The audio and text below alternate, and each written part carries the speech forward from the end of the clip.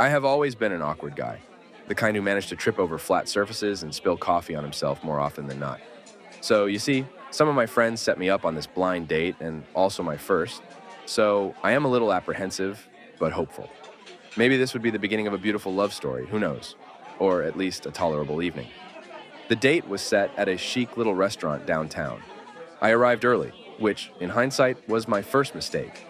I was nervously fidgeting with my tie, checking my watch every few seconds. I forced a smile as I saw a woman walk in. She was stunning, way out of my league, but I decided to go for it. "Hi, are you Tom?" she asked, approaching the table.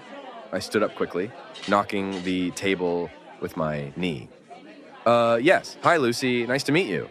I extended my hand, then changed it to a hug, then back to a handshake. Lucy laughed politely and sat down while I awkwardly adjusted my silverware. "So, how's your day been?" she asked. "Oh, the usual. Woke up, ate breakfast, tried not to get hit by a bus. The usual stuff," I replied, earning a raised eyebrow from Lucy, who was trying to hide her amusement. The waiter, an overly enthusiastic man, interrupted our conversation. "Good evening. May I start you with something to drink?" he asks us. "I'll have a glass of red wine, please," Lucy said. "And I'll have a Coke," I added, trying to sound casual. As the waiter left, I tried to regain my composure. "So, Lucy, what do you do for fun?" "I love hiking and yoga. Keeps me balanced. What about you?" she replied. When the waiter returned with our drinks, I nervously reached for my Coke, but knocked it over, spilling it all over Lucy's white dress. Lucy gasped in surprise. I grabbed a napkin and attempted to dab at Lucy's dress, but it only made things worse. The waiter rushed over with another napkin. "Sir, please, let me handle this," the waiter insisted. "It's okay, really. Accidents happen," Lucy said, still laughing.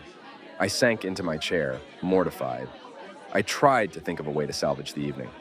"So, what's your favorite kind of music?" I asked. "I really love jazz. It's so smooth and relaxing," Lucy answered. "Yes, jazz is great.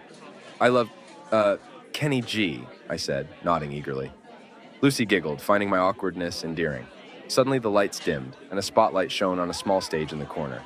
The restaurant's owner, an eccentric middle-aged man, took the mic. "Ladies and gentlemen, it's time for our nightly entertainment. Give a warm welcome to Tom," the owner announced. My eyes widened in horror. I had no idea there would be karaoke. Lucy looked at me expectantly, amused. "Oh no, I can't sing," I whispered. "Come on, Tom. This could be your moment," Lucy teased. Reluctantly, I got up and headed to the stage. I stood awkwardly as the music started, a cheesy love ballad from the 80s. I grabbed the mic with shaking hands and started to sing horribly off-key. The audience cringed, but tried to be supportive. Just as I reached the high note, the mic cut out. I looked around, panicked. The owner rushed over to fix it, but in his haste, he knocked over the speaker, which crashed into a nearby table, sending dishes flying. "It's all part of the show, folks," the owner grinned. I stood there, defeated, as the audience applauded politely out of sympathy. I returned to the table, where Lucy was laughing uncontrollably. That was amazing. "I don't think I've ever had a more entertaining date," Lucy said, wiping tears of laughter from her eyes. "I'm really sorry, Lucy. This has been a disaster," I sighed. "Are you kidding? I haven't laughed this hard in ages. You're like a walking comedy sketch," Lucy said, still laughing. I smiled, finally relaxing a bit. "Well, if you're up for it, maybe we could try this again sometime. Preferably without the singing." "Absolutely. But only if you promise to keep being yourself," Lucy grinned. I laughed, feeling a surprising surge of confidence. "Deal." We clinked glasses, the chaos of the evening now a shared joke between us. Despite everything that had gone wrong, we were both genuinely enjoying ourselves.